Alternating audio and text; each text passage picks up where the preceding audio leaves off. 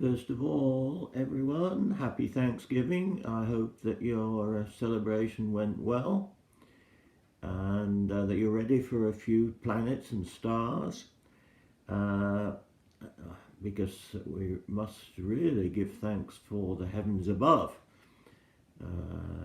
We're starting with Jupiter here, and you can see 3 of its moons.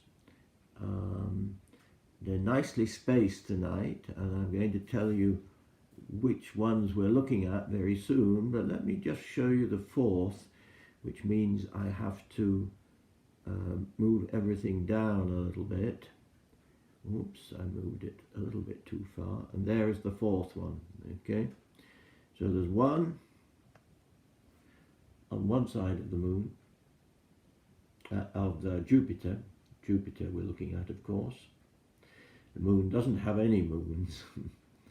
Earth only has a single moon. So that's Jupiter at the bottom, and one of its moons near the center. And now we're going to move Jupiter back again, and we'll pick up the first moon,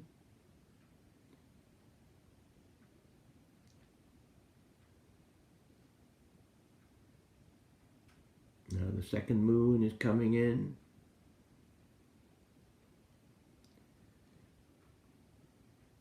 and finally we should see the third moon, and there it is. Okay, so these are Jupiter's 4 moons,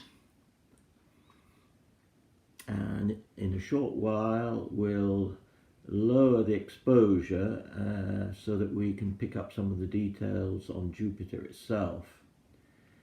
The moons are too faint to see with a low exposure, so I have to increase the exposure to clearly see all 4 moons.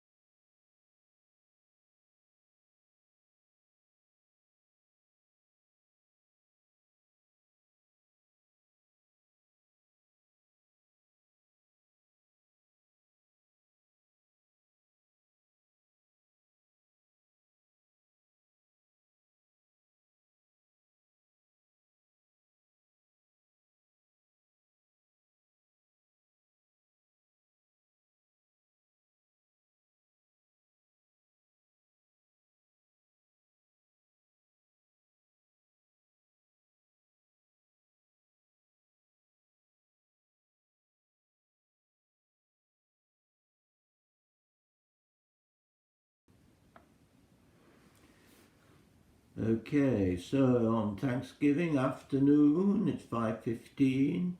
I hope you are having a wonderful celebration, but maybe a quick look at the heavens above is not a bad idea. We're looking at Jupiter, and Jupiter's near the top of your screen, and then strung out, just like jewels on a necklace, you see 3 of its 4 moons.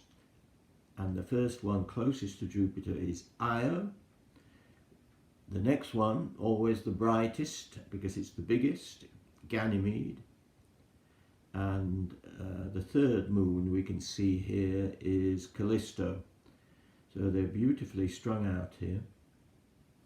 Now, what about the 4th Galilean moon, Europa? And that's off the top of the screen above Jupiter, or actually below Jupiter, because of the telescope flips everything around. So we're going to move Jupiter down a little bit and pick up the fourth moon, and there it is, that's Europa. Okay, so now you can see Europa, then in the middle Jupiter itself, very bright, overexposed, you can't see any detail, and it's even artificially inflated because of the glare. So we can see Europa at the top and Io at the bottom. And now if we move Jupiter up, we can pick up now Ganymede, and finally move it up a little bit more, and you can just about make out Callisto. So that's nice. The 4 moons of Jupiter for once in a perfectly strung out in space on either side of Jupiter. 3 on one side and the 4th on the other side. Now what I might do is simply walk outside with my tablet here that's doing the broadcast. It's a warm night, and so it's a good opportunity to go outside, and I don't know whether I'll be able to show you anything because it is already getting quite dark, but I'm going to swing you over now to the camera view here. Hold on. And the only light that you can see really outside are, let's have a look,